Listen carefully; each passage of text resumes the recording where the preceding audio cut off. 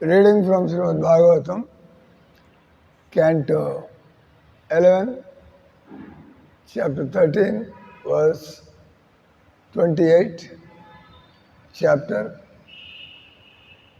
హంసావతారపు సమాధానము.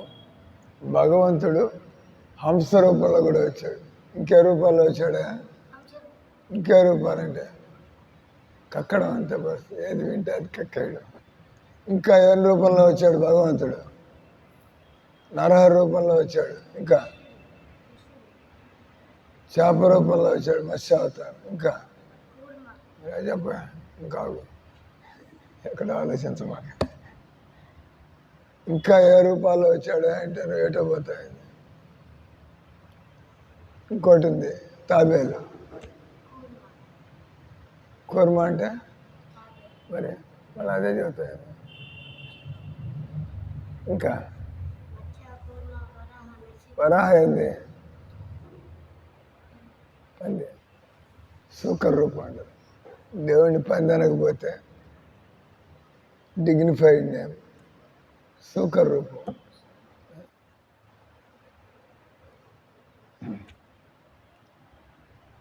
సూకర అంటే పంది. వరాహ నరసింహ. వరాహం అంటే కూడా పంది. వరాహం. కూర్మ వరాహ. సూకర. కేశవద్రూత సూకర రూప జయ జగదీశ్వరే. కేశవద్రూత వరాహ రూప అనసు. కేశవద్రూత వరాహ రూప జయ జగదీశ్వరే.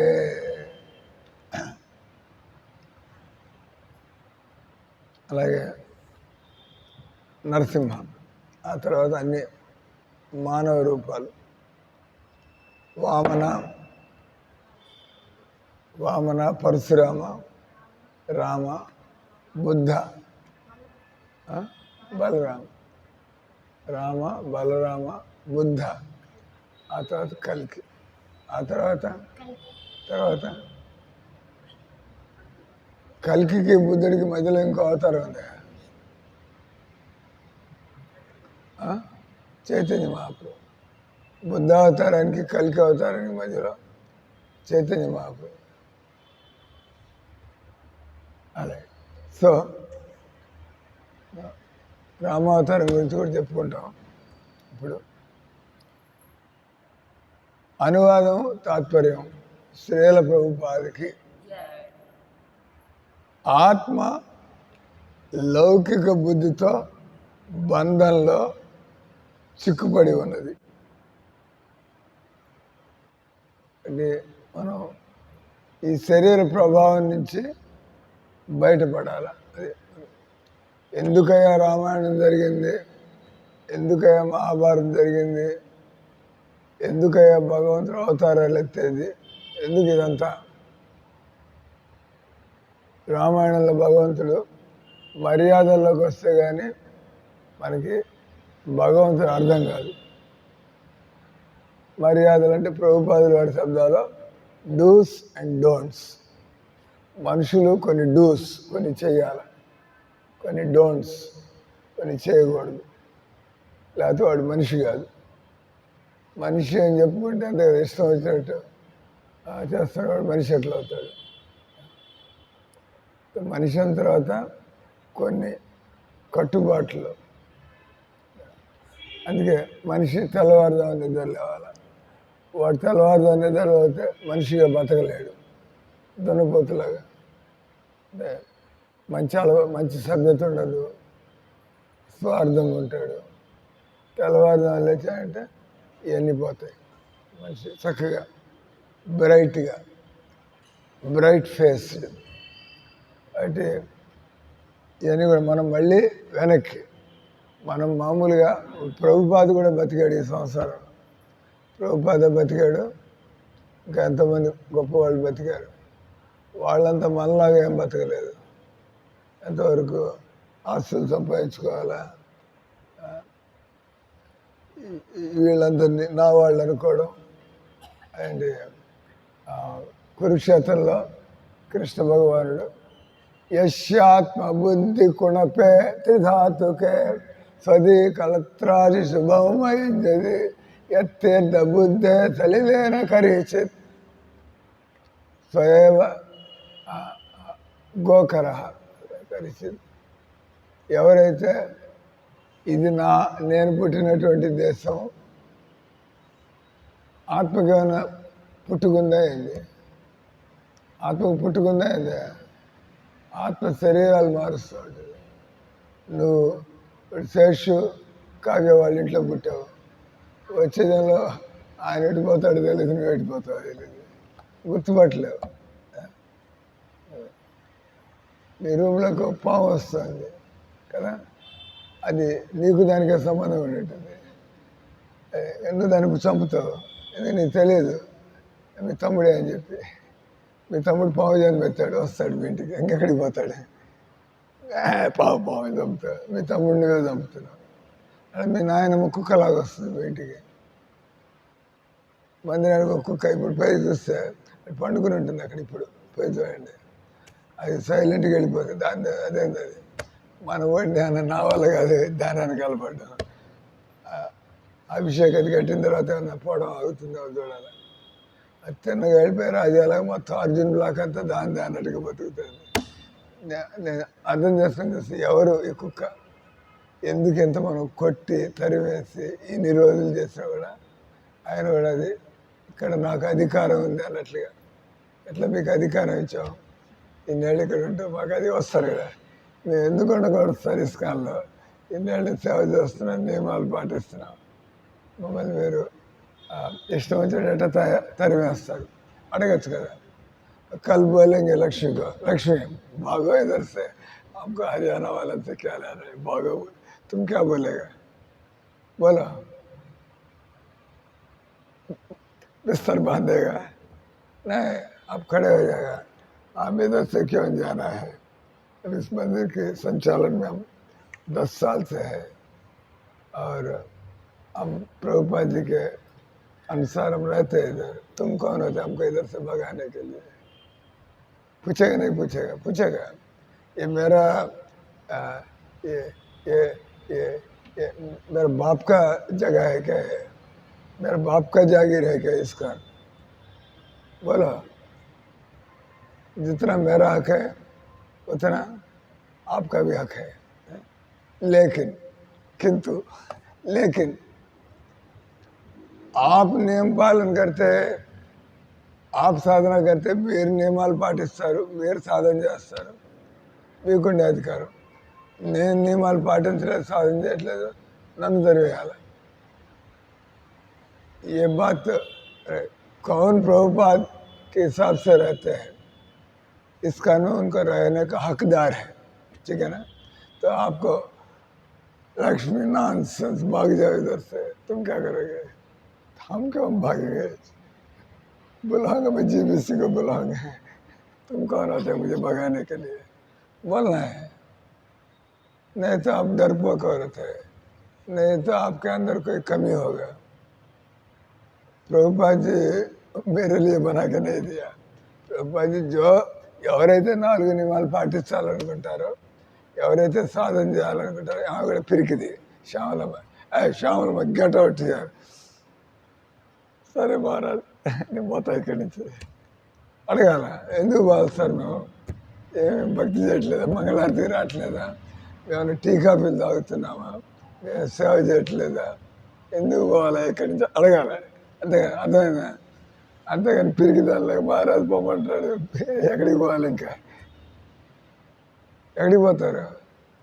మీరు భక్తి చేసినంత వరకు ఇది మీ స్థలం. ఇక్కడి నుంచి మిమ్మల్ని ఎవడో తరివేయలేడు. అర్థమవుతుందా? నేను మిమ్మల్ని అనవసరంగా తరివేయడం చూస్తే మీరు నాకు ఎసరు పెడతారు. ఏమనుకుంటారు? జగన్నాథుడు ఎవరికి సపోర్ట్ చేస్తాడు? ఎవరు భక్తి చేసుకుంటున్నారో జగన్నాథుడు వాడికి సపోర్ట్ చేస్తాడు. అటు ఇస్కాన్లో రాజకీయాలు చేయడానికి లేదు, అన్యాయాలు చేయడం ఎవడు అబ్బసొమ్ము కాదు. ఇది ఎవరైతే భక్తి చేసుకోవాలో వాళ్ళంతా ఇక్కడ ఉంటూ ఉండొచ్చు. అంతే కదా? అనగదా? నోరు తెరిచి చెప్పండి. అంటే దాని అర్థం ఏంది? దాని అర్థం అదే తెలిసిన. కాబట్టి మీకు నా బతుకంతా ఇక్కడ నేను ఇస్కాన్ నెల్లూరులో ఉంటాను. నన్ను ఎవడు ఇక్కడి నుంచి తరివేయడం ఉండనే ఉండదు, ఇంకా గౌరవిస్తారు పాపం. 10 ఏళ్ళ నుంచి చక్కగా ఆటోమేటిక్గా. అంటే ఇస్కాన్ అనేది భక్తి చేసుకునే వాళ్ళ కోసం. అంటే అందుకే మనం ఏం చూడం, వాడు చదువుకున్నాడా లేదా, వాడి దగ్గర డబ్బులు ఉన్నాయా లేదా. డబ్బులు ఉండేవాళ్ళు ఇస్తూ ఉంటారు, డబ్బులు లేని వాళ్ళు సేవ చేసుకుంటారు, భక్తి చేసుకుంటారు. ఉండేవాళ్ళు భక్తులైతే ఇవ్వాలి కదా దేవుడికి, భక్తులైతే ఉండేవాళ్ళు ఇవ్వాలి, లేని వాళ్ళు లేకపోతే ఏం చేస్తారు. ఇప్పుడు ఆలోచిస్తుంది, నేను డబ్బులు ఉండేది ఏం కట్టలేదు. కట్టండి, వద్దని మీరు కూడా కట్టండి. సంపూర్ణం కడుతుంది, ఏమో కడుతుంది, మీరెందుకు కట్టలేదు. లేవా ఏంది పెద్ద కట్టలు సంపాదిస్తున్నాడు వాళ్ళ అబ్బాయి పవన్ కుమార్. అందరు తెలుసు, వాళ్ళ కుటుంబంలో అందరు తెలుసు నాకు. పవన్ కుమార్, శివప్రసాద్. ఎంతమంది కూతుళ్ళు? ఒక్కళ్ళే. ఆ రోజు మీ ఇంటికి వస్తే అంతమంది ఉన్నారు. ఏంటంటే మీ ఇంట్లో భజన చేయడానికి వస్తే ఓన్ పోగు చేశారు మీ ఇంట్లో. అంటే 2 కోడళ్ళు, ఒక కూతురు, ఇంకెవరు చాలామంది పోగయ్యారు చుట్టుపక్కల. అంతే, 3 ఆడవాళ్ళు ఉండేది మీ ఇంట్లో. ఒక కూతురు, అందరు కలిసే ఉంటున్నారా? ఉమ్మడి కుటుంబం, 3 వేరువేరుగా ఉంటున్నారు. కొడుకు ఒక చోట, ఆ కొడుకు అక్కడ, ఈ కొడుకు ఇక్కడ, ఒక కూతురు. అంటే ఈ ఊళ్ళో 2 ఇళ్ళు ఉన్నాయి మీకు తిరగడానికి. మీకు తిరగడానికి 2 ఇళ్ళు ఉన్నాయా? ఒకసారి కొడుకు ఇంటికి పోవడం, ఒకసారి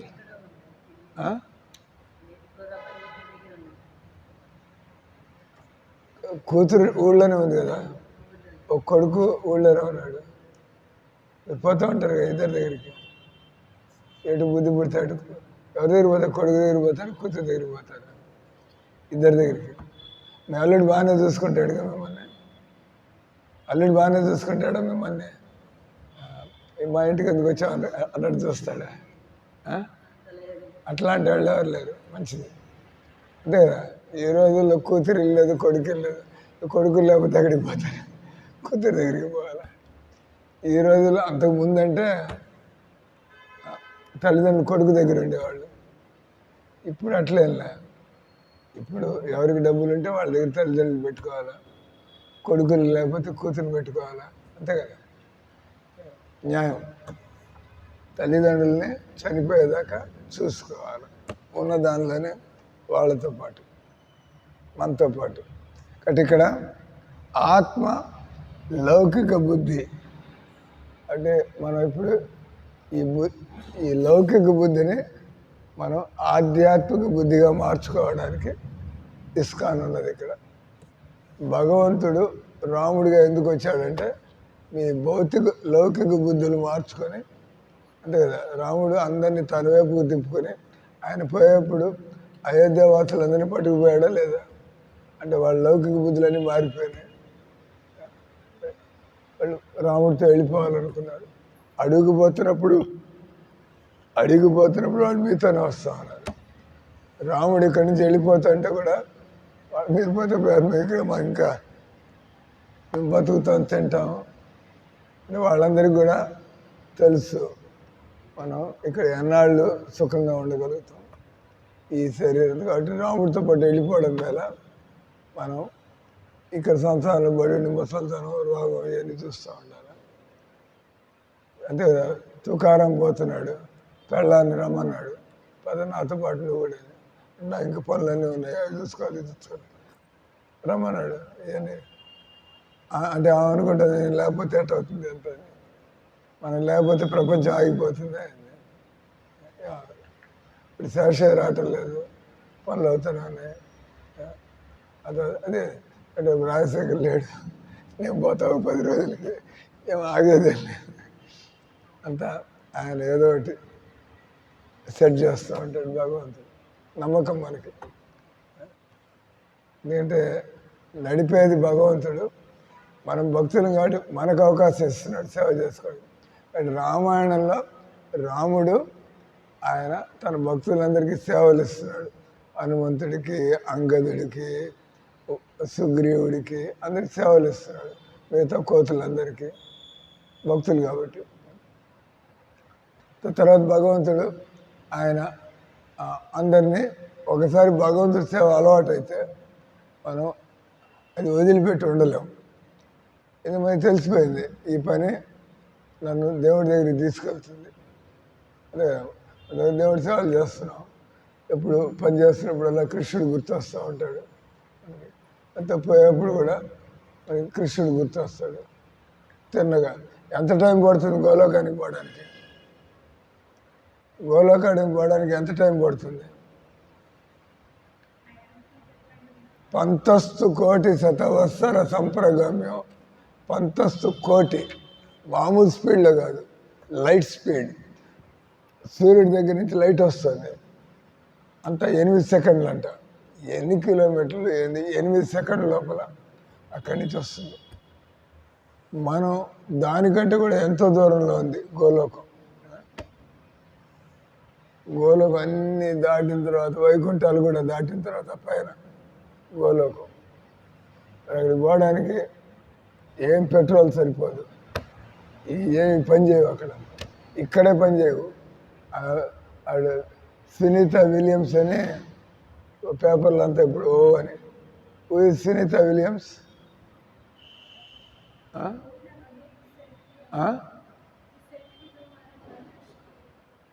పడిదా అంటే అంతరిక్షం అవర్తం కావాలి చదువుతాడు. बोलते समय स्पष्ट.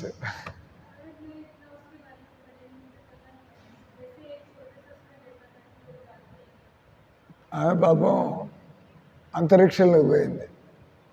పోయేప్పుడు ఒక వినాయకుడి విగ్రహాన్ని, భగవద్గీత పట్టుకుపోయింది.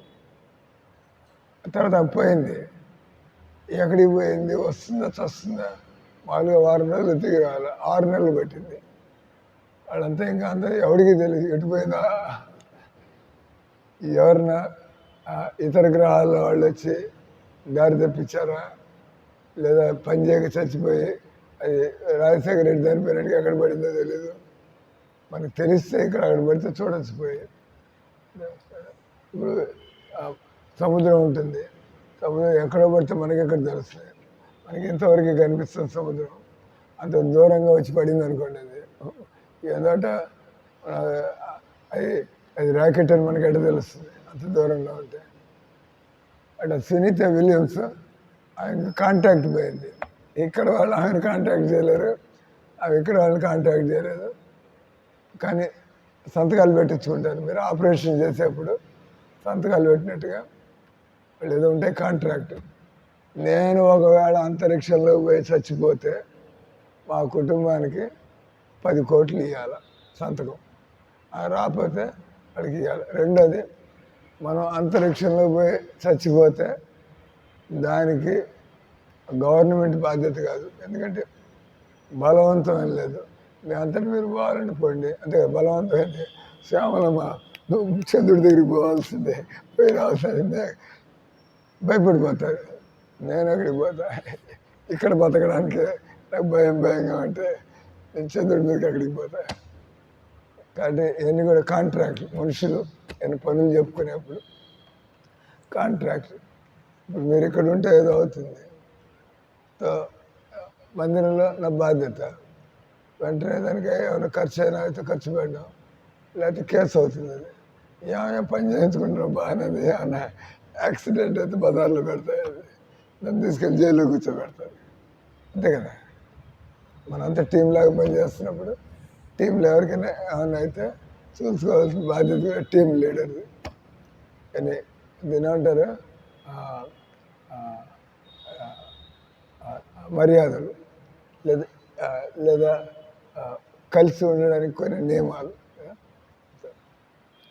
అంతేగాని దీని లేకపోతే అంటే వాడుకొని తరివేయడం అంటారు. వాడుకొని తరివేయడం అనేది ఒప్పుకోరు. అప్పుడు ముందర ఆలోచిస్తాను, నేను ఎందుకు ఉండాలి ఇక్కడ, నేను ఎందుకు ఉండాలి ఇక్కడ, వాడుకుని నన్ను పంపించేసైతే కలిసి ఉండే చోటికి పోయి ఉంటాం మేము, ఇక్కడ ఎందుకు ఉండాలి, అంతే కదా పద్ధతి. కాబట్టి భక్తులు అయినప్పుడు, భక్తులు అనగానే భగవంతుడు సాక్షిగా ఉంటాం కాబట్టి మనమే న్యాయంగా మాట్లాడాలి. అంటే భక్తులు అనగానే నాకు ఇదే పరిస్థితి వస్తే నన్ను గెంటేస్తే నాకు ఎట్లుంటుంది, నేను అక్కడికి పోతే ఇబ్బంది కదా. మీ గురించి కూడా అట్లా ఆలోచించాలి కదా. ఈ రకంగా భక్తులు అంటే అందుకే ప్రభుపాద ముక్కు మొహం తెలియని వాళ్ళందరినీ పెట్టుకున్నాడు ఇస్కాన్లో. సో వాళ్ళందరికీ ఉండడానికి తినడానికి ఏర్పాటు చేసి, ఆరోగ్యం బాగాలేకపోతే అన్నీ చూసుకున్నాడు కదా. అన్ని ఇల్లు వాకిలు వదిలిపెట్టి ఇక్కడ ఉంటాయంటే ఇంటికి పోయి డబ్బులు తెచ్చుకుంటారా ఏంటి? ఉంటే తెచ్చుకుంటారు పర్వాలే, లేకపోతే ఇస్కానే మనకి సహాయం చేయాలి. అర్థమైంది? అంటే లౌకిక బుద్ధి. లౌకిక బుద్ధి అంటే మనకు అసలు ఈ శరీరంతో సంబంధం లేదు, ఈ సంసారంతో సంబంధం లేదు. మనం ఈ శరీరం అనుకుని, వాడిని కొడుకు అనుకుని, వీడిని కూతురు అనుకుని చచ్చేప్పుడు ఏన్ని గుర్తొచ్చి వాడు కుక్క జన్మెత్తి తిరుగుతూ, వాడు కొడుకు మిమ్మల్ని గుర్తుపట్టలేరు, మీరు కుక్క జన్మెత్తి మీ ఇంటి పక్కన మీ ఇంట్లో దిగితే, నేను పొద్దున్న వాకింగ్కి వెళ్తాను, ఒక ఆయన కుక్కను పట్టుకుపోతున్నాడు. నేను ఆయన ఆపు చేసి అడిగా, నేనెందుకు కుక్కను పట్టుకు తిరగటం లేదు, మీరెందుకు తిరుగుతున్నారు అంటే, మీరు దీనికి ఏదో రుణపడి ఉంటారు అంటే కుక్క రూపంలో వచ్చినప్పుడు మీరు రుణం తీర్చుకోవాల్సిందే. అదే దాన్ని తీసుకెళ్ళడం, తిండి పెట్టడం, దాన్ని కడగడం, ఏది చేయాలి, రుణం. అంటే మీ పిల్లలు మీకు రుణపడి ఉంటారు. మీరు కుక్క జన్మెత్తే ఆయన మిమ్మల్ని చూడగా నచ్చుతుంది, అరే ఈ కుక్కని నేను పెంచుకోవాలనిపిస్తుంది ఆయనకి. రుణం ఉంది కదా. మీరు తల్లి కుక్క జన్మెత్తారు, కుక్క జన్మెత్తే మీ అబ్బాయి రుణం ఉంది మీకు. అంటే ఆయన పోతూ పోతూ కుక్క మీ దగ్గర ఇట్టి భలే ఉంది, కుక్క బుల్లిగా ఉంది, బుల్లి కుక్క బాగుంది ఇంట్లో తెచ్చుకుంటాడు. ఎందుకు ఆ బుద్ధి ఎందుకు వచ్చింది? మనకెందుకు రావట్లేదు? ఒక్కొక్కరు